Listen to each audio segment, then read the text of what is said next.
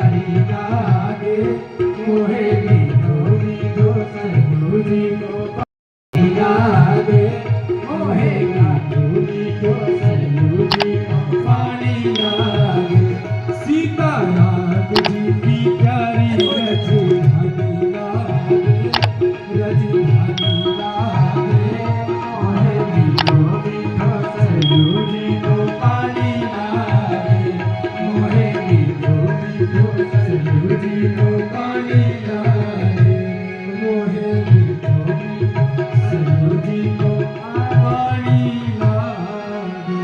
बोलिए सिया तो सच्चिदानंद भगवान। इस प्रकार सज्जनों राम जी का विवाह सीता जी के साथ हुआ, जयमाला डाला गया, भगवान परशुराम जी वापस चले गए। महाराज जनक जी ने अपना दूत भेज करके महाराज दशरथ को बुलाया। महाराज दशरथ जी अयोध्या से बारात लेकर पहुंचते हैं और दोनों बेटा और भरत शत्रुघ्न को भी लेकर पहुंचे।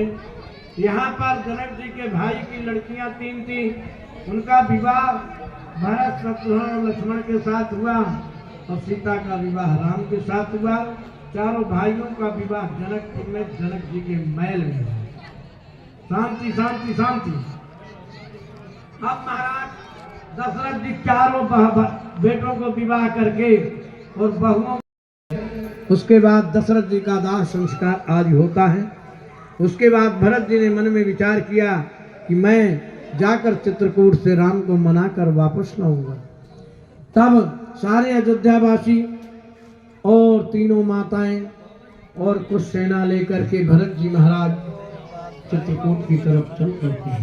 गंगा किनारे पहुंचे, केवट को शंका हुई, केवट की शंका समाधान हुई, समझौता हुआ। केवट ने गंगा पार करके भरत जी को लेकर के प्रयागराज पहुंचे। प्रयागराज में निवास किया रात, वहां से फिर चल करके पैदल जमुना पार करके और कुछ दिन बाद चित्रकूट पहुंच जाते। चित्रकूट में भरत जी का राम जी का मिलन हुआ। भरत जी ने बहुत राम जी से आग्रह किया कि आप लौटकर पुनः अपना राज करें और मैं जंगल को चला जाता हूं। राम जी ने कहा नहीं, पिताजी ने मेरे लिए कहा है, तुम्हारे लिए नहीं। ऐसा करो, अगर तुम नहीं मानते हो तो ये राज्य अयोध्या का मेरी थाती समझकर, संपत्ति समझकर इसकी रखवाली करो और 14 साल के बाद मैं आऊंगा, अपनी संपत्ति भजन कर रहे हैं। और भरत जी महाराज राज करते हुए भी गांव से बाहर निवास करते हैं, जंगल जैसा जीवन जीते हैं। कहते मेरा भाई जंगल में दुख उठा रहा है और मैं राज वैभव का सुख भोगूंगा। इस प्रकार भरत जी महाराज अपने जीवन चला रहे हैं, राज को चला रहे हैं। इधर राम जी महाराज बहुत दिन तक रहे। चित्रकूट में भीड़ लगने लगी। राम लक्ष्मण ने सोचा चित्रकूट को छोड़ देना चाहिए। अब चित्रकूट छोड़कर राम और सीता और लक्ष्मण सहित कहां चल पड़े? पंचवटी की तरफ, गोदावरी नदी की तरफ चल पड़े। और नासिक जिसे आज कहते हैं उससे वहीं पे पंचवटी है। और गोदावरी नदी के तट पर जाकर के पर्णकुटी, घास की झोपड़ी बना करके तीनों जीव वहां निवास करते, राम लक्ष्मण और सीता। वहीं एक बड़ समय में दोस्ती मित्रता हुई थी। आज राम जी की और गिद्ध से भी मुलाकात होती है और वहीं पर निवास करते हैं। एक दिन का क्या हुआ, वो कई राक्षस वहां आसपास निवास करते थे। रास्ते में मिले, राम जी ने सबका संहार कर दिया। अंत में एक दिन रावण की बहन शूर्पणखा, और जो विधवा हो गई से उसके पति को रावण ने ही मार दिया था। वो विधवा होकर के घूम रही थी और मन में विचार कर रही थी कि रावण से बदला कब लूं जो मेरे पति को मारा है। आज वो पंचवटी जब पहुंची, राम लक्ष्मण के रूप को देखकर मोहित हो गई। मन में विचार किया, ये अयोध्या के राजा हैं, राजकुमार हैं, अगर इनसे मेरा जैसा नाखून हो, बड़े बड़े, वो शूर्पणखा कहलाती है। आज तो आप सारी कन्या अधिकतर जो इतना पढ़ने वाली यूनिवर्सिटी में जा रही ना, बड़े बड़े नाखून लगा करके और कहते हैं हमारा औजार हथियार है। अरे उसमें कितना कचरा भर जाता है और फिर तुम उसको मुख में डालते हो, इधर उधर करते हो। तो कितनी गंदगी अंदर जाती है। फिर कोरोना अपने आप आ जाता है। कहते हैं ना कोरोना 1 गज दूरी रहो और हाथ को 10 बार धो। और भैया बड़े बड़े नाखून रखो, कचरा अंदर होगा तो नाखून कब तक धोगे। तो कोरोना आ जाएगा और फिर राम राम सब तो जाओगे, फिर कोई बचाने वाला नहीं। इसलिए नाखून नहीं रखना चाहिए, काट देना चाहिए। सूप नखा आकर के राम जी के पास सुंदर रूप धारण करके कहती है, क्या कहती है? मौसम पुरुष न तुम सम, मौसम नारी न तुम सम पुरुष, तुम सम पुरुष न मौसम नारी, विध संजोग यह रचा बिचारी। हरे राम, तुम्हारे समान संसार में पुरुष नहीं है और मेरे समान कोई नारी नहीं है, और हम दोनों विवाह कर लेते हैं। जब नारी मर्यादा से बाहर हो जाती है तो क्या होता है? उसकी इज्जत मर्यादा नष्ट हो जाती है। आज वही शूर्पणखा के साथ हुआ सज्जनों। राम जी क्या कहते हैं? अरे भाई मैं तो आज जंगल में है और मेरा विवाह हो चुका है, मेरे साथ एक पत्नी है और मैं इस जन्म में एक पत्नी व्रत धारण कर रखा है, दूसरी पत्नी से विवाह नहीं कर सकता हूँ। लक्ष्मण कुंवारा है, अगर लक्ष्मण विवाह करना चाहे तो कर सकता है। राम जी ने जरा मजाक किया। अब जब लक्ष्मण का भी विवाह हो चुका है परंतु साथ में नहीं है, परंतु भगवान कहते हैं लक्ष्मण कुंवारा है, अगर विवाह करना चाहे तो कर सकता है। शूर्पणखा ने मन में विचार किया, चलो लक्ष्मण ही सही।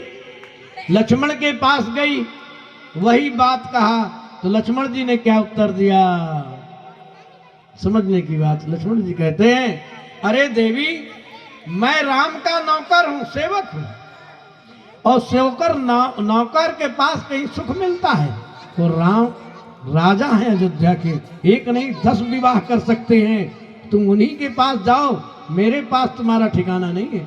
मैं तो उनका सेवक हूँ, 24 घंटे मैं जागता हूँ, फलहार करता हूँ, भोजन की भी व्यवस्था नहीं। तुम तो राम के पास जाओ भाई। फिर दौड़कर राम के पास आती है, 2-4 चक्कर लगवाया उसे, तो उसे क्रोध आ गया। उसने सोचा मैं सीता को मार डालूं तो राम मुझसे ब्याह करेगा। जैसे सीता को मारने के लिए जाती है, लक्ष्मण जी ने तलवार उठाकर उसके नाक कान को काट दिया। कहने का अर्थ ये है, नाक कान क्या, यानी मर्यादा से जब बाहर चली गई तो उसकी नाक कान इज्जत खत्म हो जाती है, वो नाक कान कटने के बराबर हो जाती है। वैसे आज शूर्पणखा के साथ हुआ, उसके नाक कान काट दिया। नाक कान बिन भई बिकरारा, यानी जब नाक कान कट रहे तब खून गिरने लगा और भागकर कहां गई? उस जंगल में उसके चचेरे भाई, ताऊ के लड़के चचेरे भाई रहते थे, खरदूषण, जिनका नाम था खर और दूषण, बहुत बलवान थे। उनके पास गई कि मुझे अयोध्या के राजकुमारों ने मेरी यह दशा किया। खरदूषण अपनी सेना लेकर राम पर चढ़ाई कर दिया। राम जी ने अकेले ही खरदूषण आदि को मार डाला और शूर्पणखा वहां से भागकर लंका पहुंचती है। सज्जनों, लंका में जाकर के रावण के दरबार में रोकर चिल्लाकर दहाड़ कर गिर जाती है, पछाड़ खाकर कहती है, अरे रावण, तू यहाँ खा रहा है, सो रहा है, तेरे दुश्मन आ गए अयोध्या के राजा के राजकुमार। मैं वहां घूमने गई थी ऐसे ही, और जब मैंने बताया मैं रावण की बहन हूं तो मेरे नाक कान को काट दिया। उसने अपनी गलती नहीं बताई। तब रावण ने पूछा, कोई बात नहीं, नाक कान काट दिया, मैं तेरा बदला अवश्य लूंगा। जाओ इसको वैद्य डॉक्टर को बुलाओ, इसका इलाज कराओ और मैं बदला इसका लूंगा। अब क्या हुआ? रावण ने मन में विचार किया अकेले में। गोस्वामी जी महाराज कहते हैं, खरदूषण मौसम बलवंता और तीनहि कुमार ही बिन भगवंता। रावण क्या सोचता है? खरदूषण मेरे समान बलवान थे और उनको भगवान के सिवा कोई मार नहीं सकता है। तब तिनसे जाए बैर हट करी हो, उनसे जाए बैर हट करी हो। रावण ने कहा, मेरे से तामस शरीर है, भजन तो होने वाला नहीं, और उनसे दुश्मनी करूंगा और बैर करके सारे परिवार का उद्धार कराऊंगा उनके द्वारा, और अपना भी उद्धार करूंगा। यही विचार करके खरदूषण मामा मरीज के पास गया। मरीज सोने का हिरण बन करके और पंचवटी में आकर घूमने लगता है। राम जी ने, सीता जी ने देखा, सीता जी ने कहा, हे राम, घूमने लगते हैं। राम जी हिरण के पीछे चलते हैं, लक्ष्मण जी सीता की रखवाली में खड़े हैं। परंतु दुष्ट ने राम जी को दौड़ाकर बहुत दूर ले जाता है, और राम ने जब बाण मारा उसके लग गया, तब वो मरते वक्त कहता, हा लक्ष्मण, हा लक्ष्मण, बचाओ बचाओ। ये आवाज सीता के कानों में पड़ती है। सीता ने लक्ष्मण जी को कहा, जाओ तुम अपने भाई की रक्षा करो। लक्ष्मण जी बहुत समझाया, सीता जी नहीं मानी, तो लक्ष्मण जी ने एक रेखा खींच दी और कहा, इसके बाहर नहीं जाना। अब लक्ष्मण जी जब गए तो रास्ते में राम जी मिल गए, और इस बीच कुटिया को सुन नहीं पा करके रावण साधु का भेष बनाकर बाबा जी बनकर आ गया। हलाक निरंजन भिक्षाम दे। जैसे भिक्षा मांगा, सीता जी कुछ फल फूल लेकर कुटिया से बाहर आती हैं। सज्जनों, तो रावण ने कहा, मैं बंधी हुई भिक्षा नहीं लेता हूं, बाहर आकर दो। सीता जी ने विचार नहीं किया, बाहर आ गई, और जैसे बाहर आ गई, रावण अपने असली रूप में आता है और उठाकर रथ में बैठा लेता है। और जब राम लक्ष्मण लौट कर आए, देखा कुटिया में सीता नहीं, रावण लेकर चला जा रहा है। जटायु ने कुछ रोका तो जटायु के पंख काट दिए और लेकर आकाश मार्ग से चला गया। रास्ते में किष्किंधा पर्वत आया। हनुमान जी, बालाजी और सुग्रीव बंदराज बैठे थे। सीता जी ने अपने चुनरी वगैरह डाल दिया, कुछ आभूषण डाल दिए। इधर राम लक्ष्मण जो है कुटिया में सीता को ना पा करके ढूंढने थे, सीता को ढूंढते हुए आगे बढ़े तो जटायु पड़ा हुआ मिला। जटायु का उद्धार किया। आगे वहां से बढ़ते हैं सज्जनों, और रास्ते में अनेक राक्षस दानवों को मारते हुए पंपा सरोवर के नजदीक शबरी का आश्रम था, और शबरी के आश्रम में पहुंच जाते। उससे पहले अगस्त मुनि, सुतीक्षण मुनि आज ऋषियों के यहाँ होते हुए और शबरी के आश्रम में पहुंचे। कई वर्षों से शबरी भगवान राम का इंतजार कर रही थी। बूढ़ी हो गई, कमर झुक गई, सारे बाल सफेद हो गए। जब नौजवान थी शबरी, छोटी जाति में पैदा हुई थी, कोल भील के, और घर में उसने त्याग करके चंद्रमा ऋषि की शिष्या बन के उनकी सेवा करती थी। चंद्रमा ऋषि ने अपने प्राणों को त्यागते हुए कहा, बेटी यहीं रहना, भगवान राम एक दिन तेरी कुटिया में आएंगे और तुम्हें दर्शन देंगे। आज भगवान राम को इंतजार करते करते वो बूढ़ी हो गई है, पर अपनी आस नहीं छोड़ा है। रोज रास्ता को बुहारती है और जंगल से फल चुंग चुग के लाती है, खा के चख कर देखती है, ये मीठे हैं, वही फल मैं राम को खिलाऊंगी। भगवान राम शबरी के आश्रम में पहुंचे और शबरी देख कर गैली हो गई, और बड़े प्रेम से, प्रेम में दीवानी पागल हो जाते हैं लोग। आज शबरी ने भगवान की पूजा अर्चना किया। खाने के लिए उसके यहाँ क्या था? वही जूठे फल, बेर के थे, बोर के, देसी। यहाँ लोग बच्चे तोड़ के लाते हैं ना, खूब खाते हैं मेरे पास। ऐसे शबरी ने चख चख के मीठे बोर रखे थे और भगवान राम को खाने को दिया। अब भगवान राम ने उस बोर को खाया। अब देखो यहाँ पर भगवान राम ने ये दिखाया कि मैं प्रेम के नाता मानता हूँ, प्रेम का संबंध रिश्ता मानता हूँ। कर्म कांड, पूजा पाठ, जितने छुआछूत आडंबर मैं नहीं मानता हूँ। मानहु एक भगति कर नाता, मैं प्रेम का नाता मानता हूँ। उसके जूठे खा रहे हैं। लक्ष्मण जी ने देखा, देखो राम जी कैसे उसके जूठे खा रहे हैं। लक्ष्मण जी कहते हैं, राम जी कहते हैं, अरे लक्ष्मण देखो बेर कितने मीठे, तुम भी खाओ। लक्ष्मण जी मना नहीं करते, लेके पीछे फेंक देते हैं। और राम जी बड़े प्रेम से कहते हैं, अरे देवी तुम्हारे बोर तो बड़े मीठे हैं। तब शबरी क्या कहती है, प्रभु मैं एक नारी हूं, अधम जाति में हूं, मेरा उद्धार कैसे होगा? तो भगवान राम ने यहाँ नवधा भक्ति का सबरी को उपदेश दिया है। प्रथम भगत संतन कर संगा, दूसर रति मम कथा प्रसंगा, तीसर गुरुपद पंकज सेवा मान, चौथी मम गुण करई कपट तजगान, पंचम भक्ति सभेद प्रकाशा, मंत्र जाप दृढ़ कर विश्वासा, छठ छठ खटदमशील विरत बहु कर्मा, निरत निरंतर सजन धर्मा, सातव समो सम जग देखा। इस प्रकार 9 प्रकार की भक्ति का उपदेश किया और यही कहा कि मैं भक्ति का ही संबंध रखता हूँ। और ऐसा कहकर सबरी अपने शरीर को त्याग देती है। भगवान राम आगे बढ़े, किष्किंधा पहुँच गए।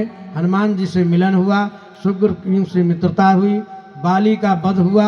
उसके बाद सुग्रीव ने और बालाजी को आदि को बंदरों को भेजकर सीता जी का पता लगाया। हनुमान जी बालाजी जाकर लंका में जाकर के और सीता जी को पता करके लंका को जला करके वापस आए। भगवान राम को खबर मिली, सारी सेना लेकर के लंका पर चढ़ाई कर दिया। समुद्र के तट पर पहुंच गए, पुल बांधा गया, उस पार पहुंच गए। अंत में घोर युद्ध हुआ, बहुत संग्राम हुआ। रावण के सारा परिवार सेना सहित सब मारे जाते हैं और विभीषण को राजा बनाकर सीता जी की अग्नि परीक्षा करके और लेकर के पुष्पक विमान द्वारा प्रयागराज आए। प्रयागराज में बालाजी को भेजा गया, जाओ भरत जी को खबर देना। भरत जी इंतजार कर रहे थे, अगर आज नहीं आए, कल नहीं आए तो मैं अपने प्राणों को त्याग कर दूंगा। हनुमान जी ने खबर किया और दूसरे दिन विमान के द्वारा राम जी सारी सेना के साथ वहां पहुंचते हैं। अयोध्या में खुशी हो गई, सारी अयोध्यावासी उस दिन दीपक जलाकर भगवान राम का स्वागत किया। उसी दिन से दीपावली का है त्योहार, यानी दीपक जलाने का मतलब धर्म की विजय, अधर्म का नाश और राम के आने की परमात्मा आ गए। इस खुशी में अयोध्यावासियों ने दीपक जलाकर स्वागत किया और उसी दिन से दीपावली का त्योहार मनाया जाता है। राम राजा बन गए और चारों भाइयों के 2-2 बेटे हुए और उसमें सबको अलग अलग राजा बनाया गया। और अंत में सुखदेव जी महाराज राजा परीक्षित से कहते हैं, राजन इस प्रकार आगे चल के सूर्यवंश लोप सा प्राय हो जाता है। और इस प्रकार रामचरित्र की कथा 60 में संक्षेप में हमने बताई। अगर रामचरित्र में उलझ जाएं तो कृष्ण जन्म तक चलना है। और इसी रामचरित मानस के उपलक्ष्य में एक भजन का छोटा आनंद लेंगे, फिर आगे की कथा आगे बढ़ाते हैं। बोले राजा रामचंद्र भगवान की जय। सजा दो घर को गुलशन सा, मेरे सरकार आए हैं। सजा दो घर को गुलशन सा, मेरे सरकार आए हैं। सजा दो घर को गुलशन सा, मेरे सरकार आए हैं।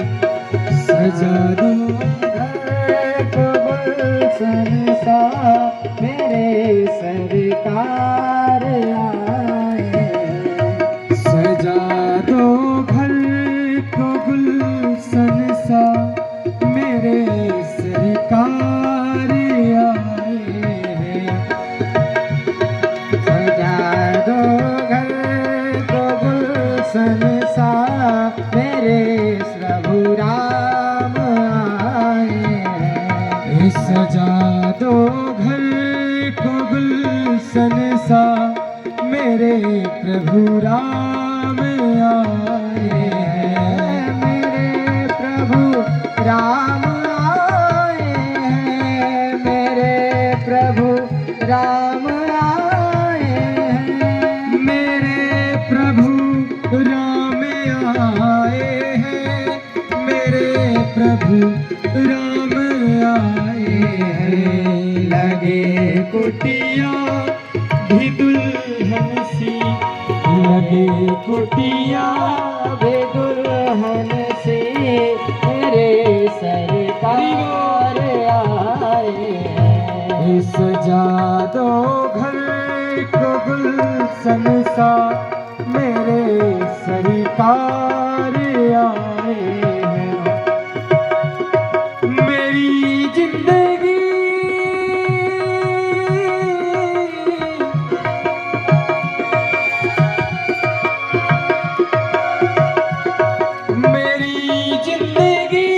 संवर जाए अगर तुम मिलने आ जाओ। मेरी जिंदगी संवर जाए अगर तुम मिलने आ जाओ।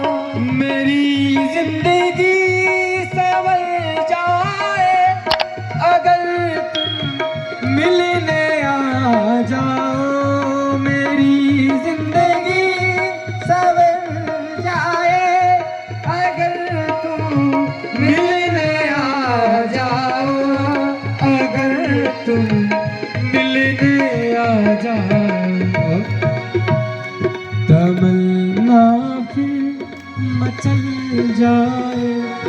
तमन्ना फिर मचल जाए अगर तुम मिलने आ जाओ। तमन्ना फिर मचल जाए अगर तुम मिलने आ जाओ। सजा दो घर को दुल्हन सा मेरे प्रभु राम आए। मेरे प्रभु राम आए हैं। मेरे प्रभु राम आए हैं। बोलिए रामचंद्र भगवान की जय। इस प्रकार सूर्यवंश की कथा सुना करके सुखदेव जी महाराज जरा मौन हो गए।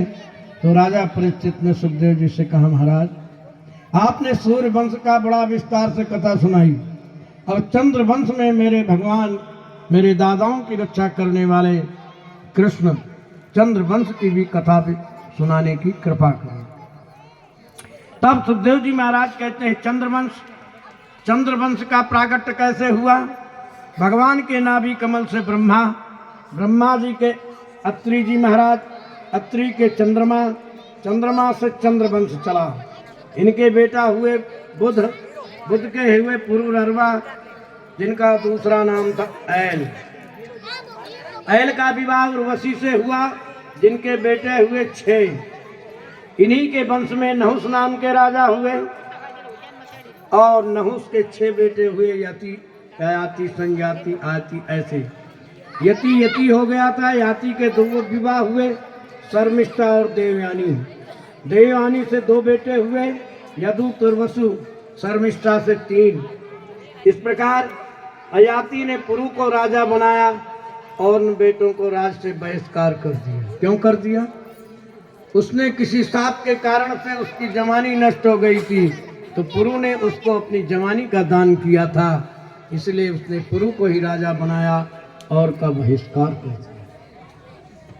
इसी वंश में चाल करके आगे दुष्यंत नाम के राजा हुए, इनके पुत्र हुए भरत के ही वंश में रंतिदेव हुए और इसी पुरु वंश में राजा परीक्षित पांडव आदि का ही जन्म इसी वंश में बताया गया। पुरु के बड़े भाई यदु थे और यदु से ही यदुवंश चला और इसी यदुवंश में भी बड़े बड़े प्रतापी राजा हुए। अजमीर, सूरसेन के बेटा हुए आनंद दुंदुभी, इन्हीं का नाम था वासुदेव जी का 7 पत्नियां थी, घृतदेवा, शांतदेवा, उपदेवा, श्रीदेवा, देवरक्षिता, सहदेवा, देवकी। सबसे छोटा विवाह लास्ट क्या हुआ? वसुदेव का देवकी के साथ हुआ और देवकी से 8 संतान पैदा हुई। तो इस प्रकार महाराज सुखदेव जी कहते हैं 8 संतान पैदा हुई और उसमें कृष्ण और रोहिणी से बलराम जी हुए, देवसी से 8 संतान में सबसे छोटे कृष्ण और सुभद्रा आदि।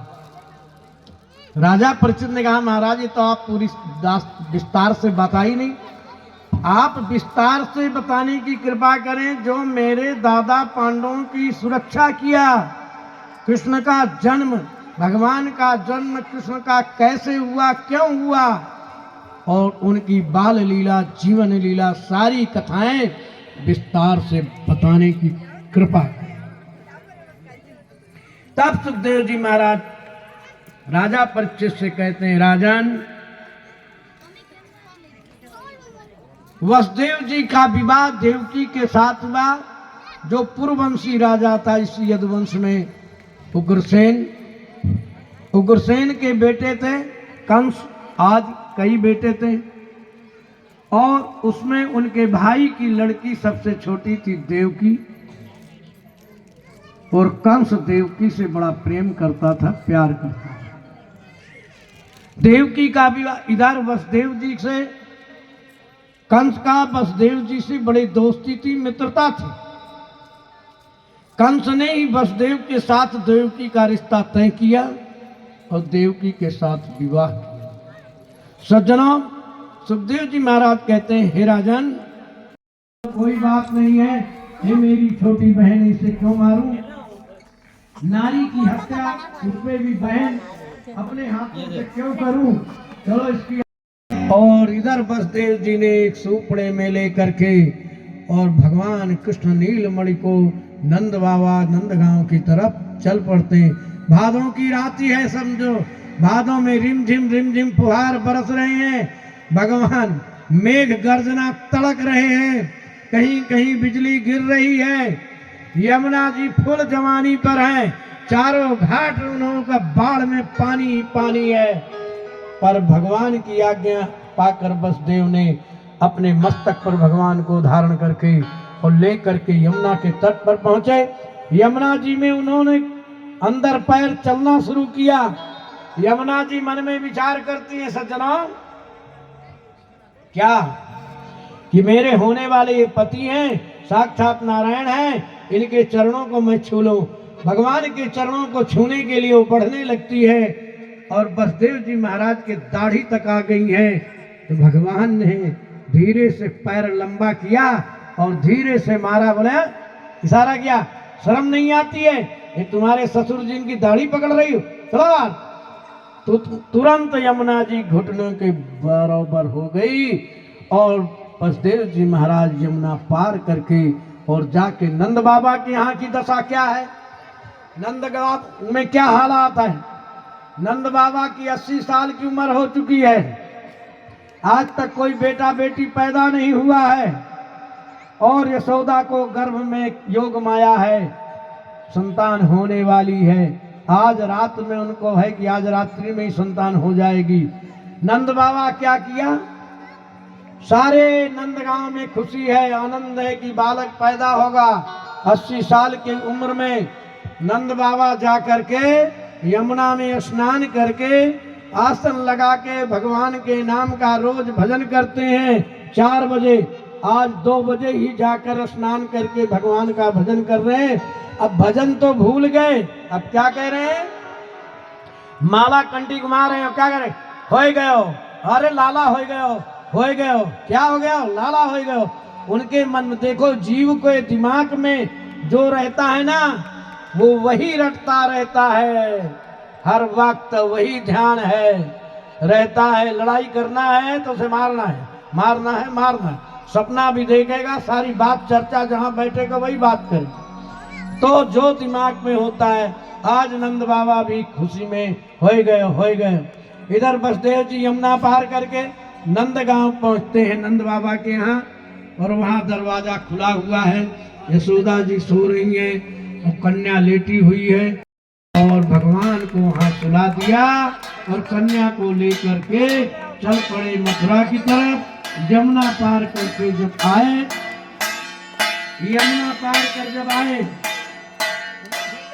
तो क्या हुआ, जेल के अंदर जैसे पहुंचे और इधर पहरेदार जग गए, और ये दौड़ कर जाते हैं कहाँ?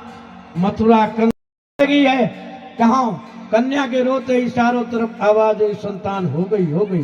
कंस ये सुनकर वहां से दौड़ता हुआ आता है और दौड़ता हुआ आया देवकी के गोद से कन्या को लेकर मारना चाहता है।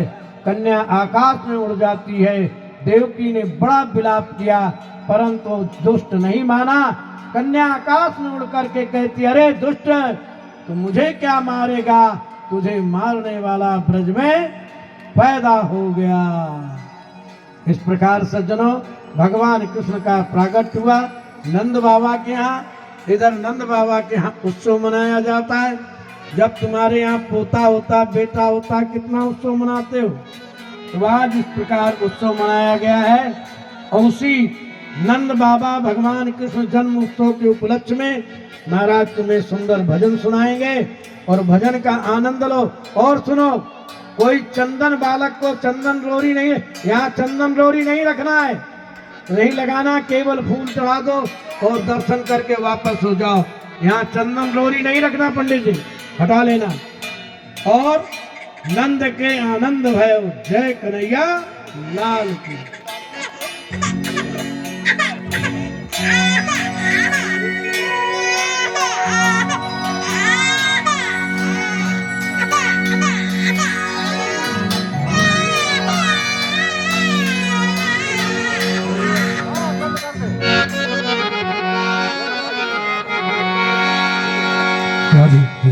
धीरे धीरे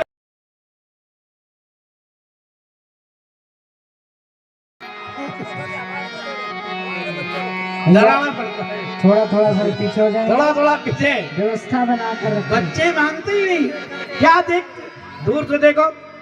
आज बड़ी आराम से खुशी का मौसम है। एक बार से जयकार लगेगा, तो लड्डू गोपाल की।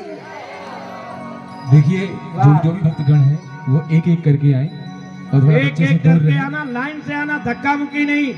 और धक्का मारा तो पाप लग जाएगा। यहाँ किसी को धक्का नहीं लगना चाहिए, ध्यान रखो, जबरदस्ती नहीं। जन्मे है कृष्ण कन्हैया हाय, जन्मे है कृष्ण कन्हैया गोकुल में बाजे बधैया। जन्मे है कृष्ण कन्हैया गोकुल में बाजे बधैया। जन्मे है कृष्ण कन्हैया गोकुल में बाजे बधैया। बाजे बधैया, बाजे बधैया। अरे मैं कह रहा हूं, पीछे रहो, पीछे। बाजे बधैया, हरि बोल। बाजे बधैया, बाजे बधैया, बाजे बधैया, बाजे बधैया। बाजे बधैया। सब बैठ जाओ, एक एक करके आओ। सब बैठ जाओ, बैठ जाओ, बैठ जाओ। सब बैठ जाओ अपने जगह पर। और एक एक करके आओ, बैठ जाओ, सब बैठ जाओ। देखिए आप सभी से मेरा विनम्र अनुरोध है कि एक एक करके कृपया भीड़ में ना लगाए। जिनको भी है ना शिवराज जी, राधे श्याम, हरि बोल।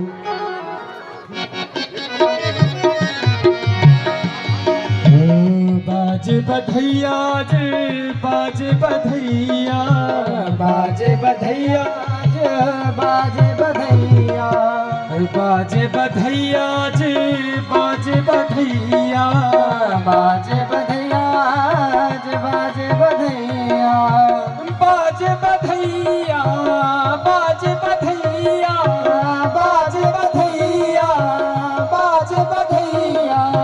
जन्मे है कृष्ण कन्हैया गोकुल में बाजे बधैया। जन्मे कृष्ण कन्हैया गोकुल में बाजे बधैया। जन्मे है कृष्ण कन्हैया गोकुल में बाजे बधैया। जन्मे कन्हैया गोकुल में बाजे बधैया। जन्मे है कृष्ण कन्हैया गोकुल। अल्लाह की सुन के आई, यशोदा मैया के दे बधाई। दे दे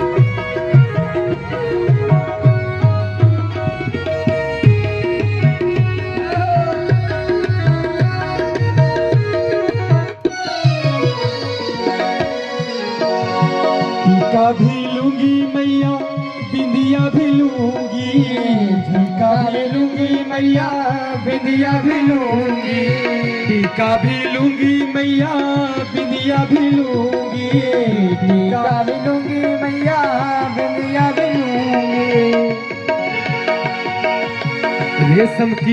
रेशम की लूंगी रजाई, यशोदा मैया दे दे बधाई। रेशम की लूंगी रजाई, यशोदा मैया दे दे बधाई। रेशम की लूंगी रजाई, यशोदा मैया दे दे बधाई। रेशम की लूंगी रजाई, यशोदा मैया दे दे बधाई। लल्ला की सुन के में आई, यशोदा मैया दे दे बधाई। लल्ला की सुन के में आई, यशोदा मैया दे दे बधाई। पीछे वाले भैया लग रहा है कंस की तरफ से है, सब बड़े कम में बैठे हैं, भगवान का जन्म हो गया। अरे हाथ उठाइए ना, कहे हाथ बांध के बैठे भैया, कम में है, दोनों हाथ उठा के ताली बजाते हैं।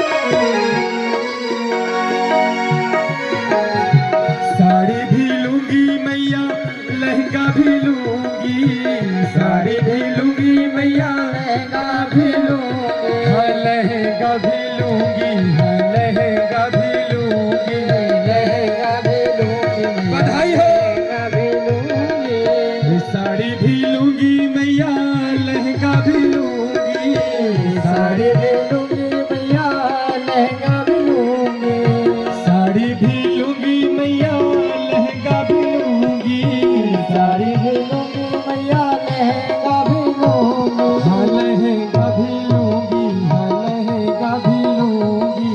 लहंगा भी लूंगी मैया लहंगा भी लूंगी। पगड़ी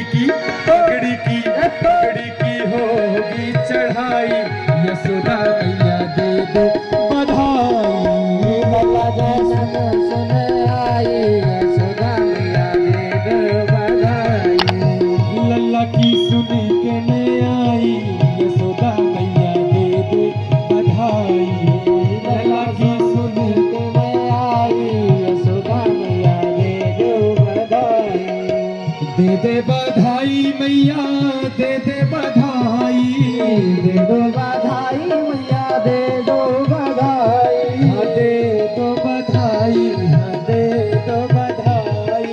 दे दो बधाई मैया दे दो बधाई। दे दे बधाई मैया दे दे बधाई। दे दे बधाई मैया दे दे बधाई।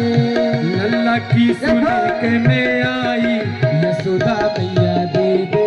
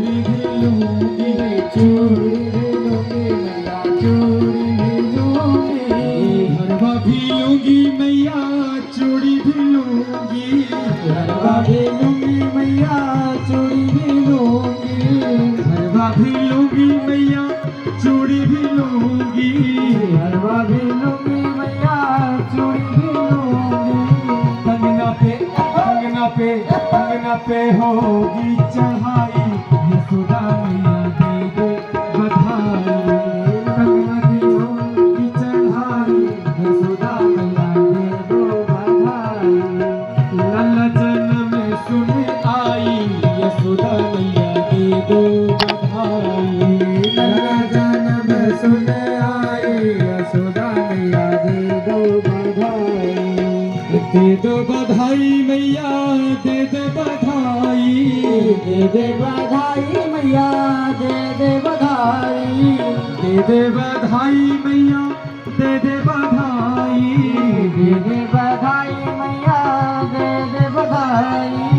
लल्ला की लल्ला जन्म सुन आई, यशोदा मैया दे दे बधाई। लल्ला जन्म सुन आई, यशोदा मैया दे दे बधाई। लल्ला जन्म सुन आई, यशोदा मैया दे दे बधाई। यशोदा मैया दे दे बधाई। बोलिए राम कृष्ण भगवान की।